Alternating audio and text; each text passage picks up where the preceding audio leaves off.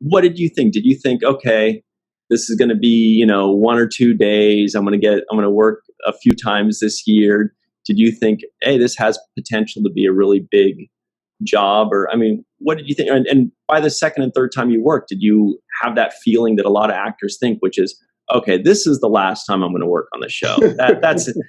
This was the one. We had a good run, but this was the last one. I mean, the very first thing is, okay, great. I can pay the rent this month, and that's fine. And then as soon as it ended, and it was fun, it was a weird experience, but it ended up being a lot of fun because the makeup and all of that stuff, I've gone through that. And then when it was over, it was over. And it was almost a year before I was called back. And I had, nobody said anything about me coming back. So when I was called back, that was, it was great because I could pay the rent again and the bills. But then in the fourth time they called me back was an episode called The Wire. Yes. And that was in a sense, that was major for me because it was one of the most difficult challenges I had ever had as an actor, and it turned out to be one of the things I'm most proud of in my career. That performance, I've never done better work. And after that episode, I thought, okay, and that's when I knew that I would be called back again. Mm-hmm. Right. Max, excellent work too, by the way, that Wire episode. I mean, it's ingrained in my head how many different facets of that character and how many lies and the way you told them. It was just so beautifully. The storytelling was just beautiful. Thanks, man. But that's a gift. I mean, they gave me a gift on that one. Mm-hmm. I mean, you can count on one hand the number of times you get a character and a chance to do that. Mm-hmm. Sirach, as soon as you said the word lies, the line that popped in our heads was especially the lies. As soon as you said that, I'm like, nobody's going to say it. Hey, so Max, when you first got cast, did you think this was something that had the possibility of lasting 7 years, or did you think it was going to be a little bit here and there, or maybe not at all? No, I would never think that it would go. If they gave me an episode, I would think that's it. And then if they gave me another episode, I said, well, now I've had 2. That's very nice. That's it. Yeah. And that would go on like that. And at the end of the season, I would say to Armin, I hope I'm coming back next season. And he would laugh. He'd go, Max, you're coming back. And then I went that way for the second season and the third season and the fourth season. Same exact thing, Max, you're coming back. And then maybe it was the 5th season. I said, I said to Armin, I think I'm coming back next year. Took you long enough. So it took me long enough. I never wanted to. Don't want to be too optimistic, maybe I thought it was jinxing me to think otherwise. So, Andy, may I ask you, did you audition or did they call you? Oh, no. They say we want Andy Robinson. They put my ass through, so many auditions. When I was up for Odo, I went up there 3 times. And then what really pissed me off was that it didn't piss me off that Renee got it. I was disappointed, but Renee was Renee, and he was beautiful. But then what pissed me off was that when they called me back to read for Garak, that's and then my ego. I was just my ego. No, I'm not going back there. I'm not going back there. They can go stuff it if they want me, make an offer. And then Irene said, we have bills to pay, and the phone is not ringing off the hook. Okay, all right, I'll go. Honestly, I did not want to go back. Thank God I did. Well, thank you, Irene. Yeah, thanks, Irene. I know Aaron had some of those same fears of whether or not he was going to get called back. And um, the time that he was especially fearful is when he learned that he was going to join Starfleet. Nog was going to join Starfleet. He's like, oh, that's it. I'm done. I'm off the show. And they took him aside and they're like, no, if anything, it means you're going to be on it more. And he's like, oh. So, yes, he had those same fears.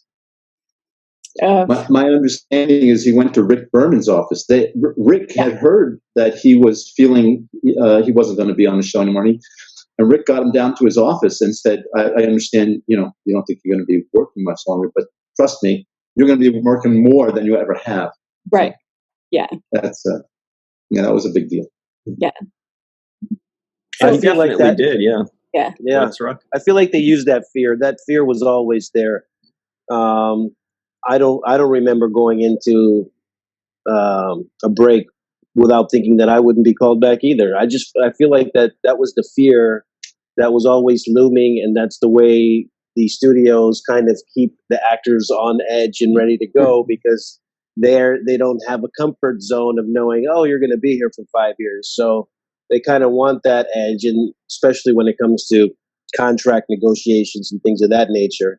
So I feel like there was always a little bit of uncertainty. And I remember myself asking Avery, you think I'll be back?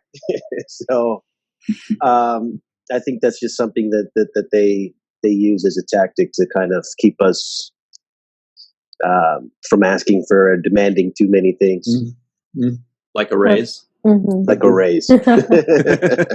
Maybe they were just trying to make you perform your best every single time.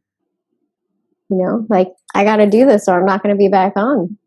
I got to do the best I can. I didn't have that fear. I was too young to even know. Fear is a great motivator. Yeah.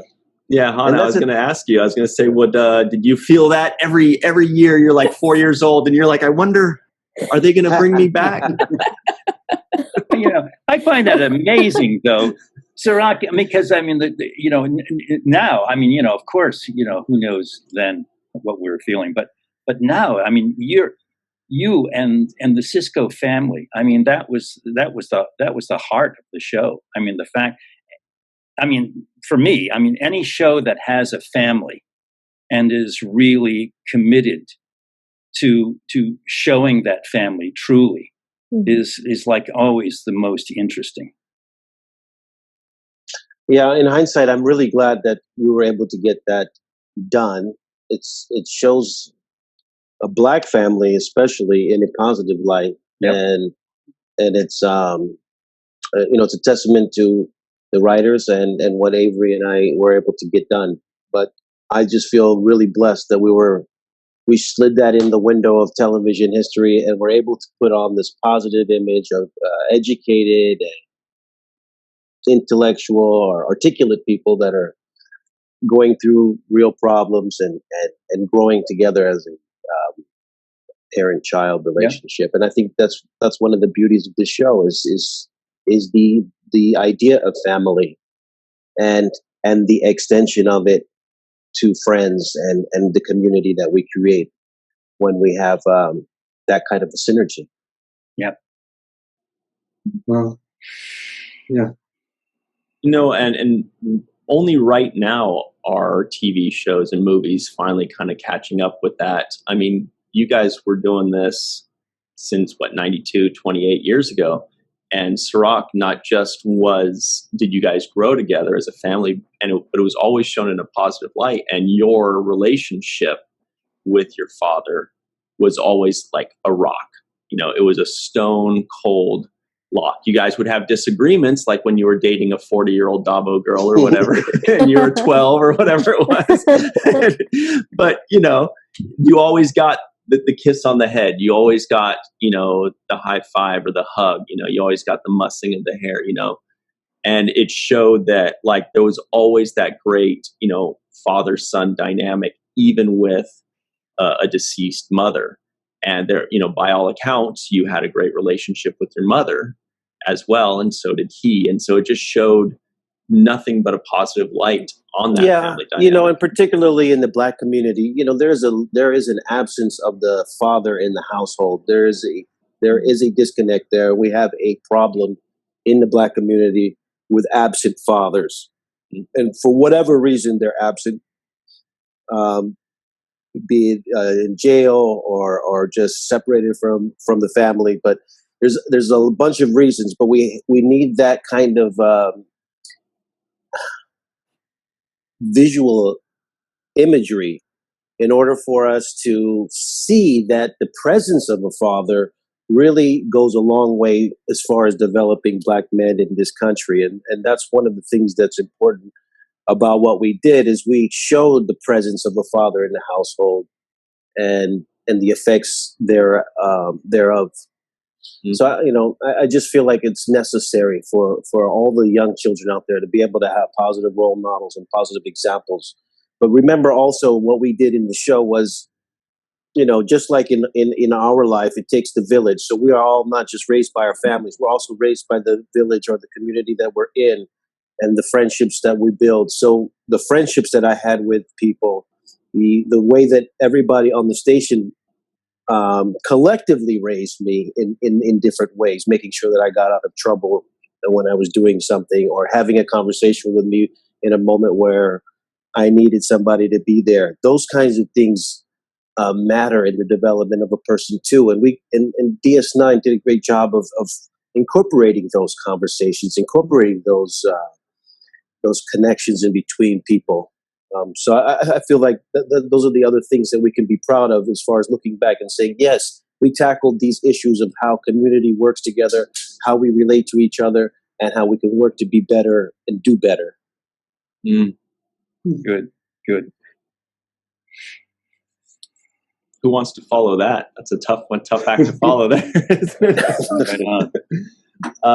No, but that's what I love so much about working with Garak, is he's always so thoughtful and well-spoken and intelligent, and he's always bringing in a new perspective, at least for me, that, and there's something really uniquely great about people that realize the importance of things. A lot of us, it's too easy for us to just, we're kind of spoiled in this country a lot of times, and Max is like, you guys are, I'm in Austria.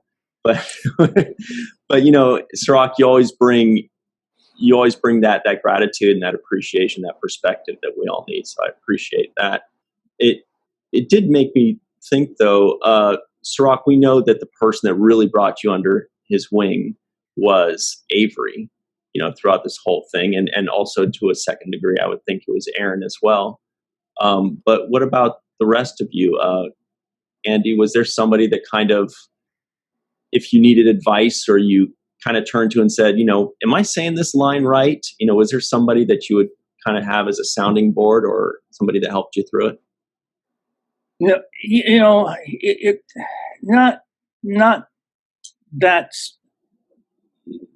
Not there. I mean, talking about Avery is a guy that I came to not only respect but love, because of what Garak was just saying. Avery was on a mission, and it wasn't a mission to further his ego or his brand or any of that bullshit.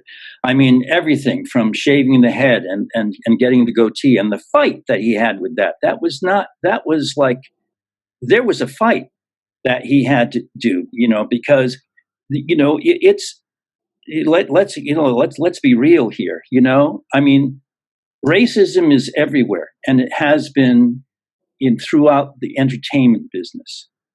And you just, because you cast a Black man to be the star of a series, a lot of people think, well, I've done my job. That's great. Now look at me. Aren't I a great liberal and a progressive? Well, that's just the beginning. That's just the beginning. What do you do with this Black man? And then if you give this Black man a family on this show, what do you do then? And Avery made sure that they did the right thing, always. But in terms of everybody on this show had I mean, genuinely, enormous respect for. Everybody on this show, it was like this. This is why the show, you know, people say, well, you know, when I directed a couple of Voyagers and what would the cast of Voyager? Well, yeah, the cast of Voyager or Next Generation, I think they probably had more fun than we did. I think there were more laughs, you know, and whatever. We were kind of a serious lot, but it comes, you know, I think Nana said it. It comes from the guy who's in the number one position.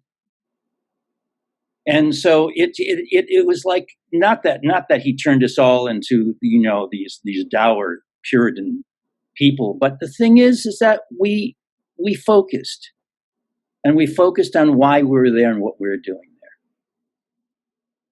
Yep. Seems like you took it very seriously, and it obviously shows in the product. Well, yeah, I mean, it's not a walk in the woods. Acting is not, you know, an innocent enterprise. It's dangerous. It can be dangerous, you know, because what is it that we're revealing? What is it that we're concealing?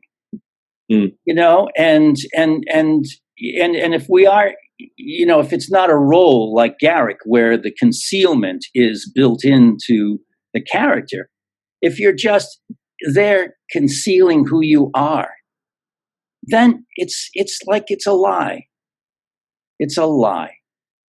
And I think one of the things that really blew my mind about Deep Space Nine, because I was not into science fiction. I didn't know Cardassian from an egg salad sandwich. I didn't know anything about Star Trek.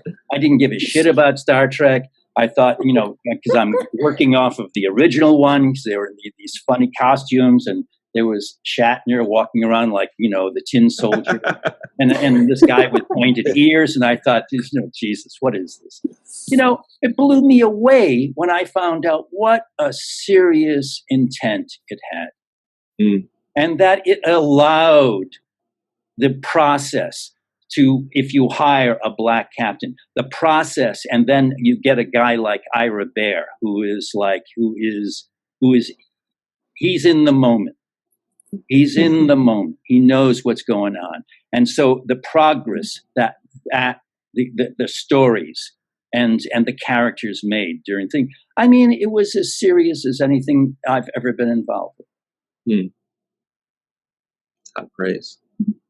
You know, and I want to just say that my friend agrees too. You've got your own mini-me. Oh, I got my own. That's adorable. Oh, wow. Max, how do you feel about egg salads? Did you say egg salad?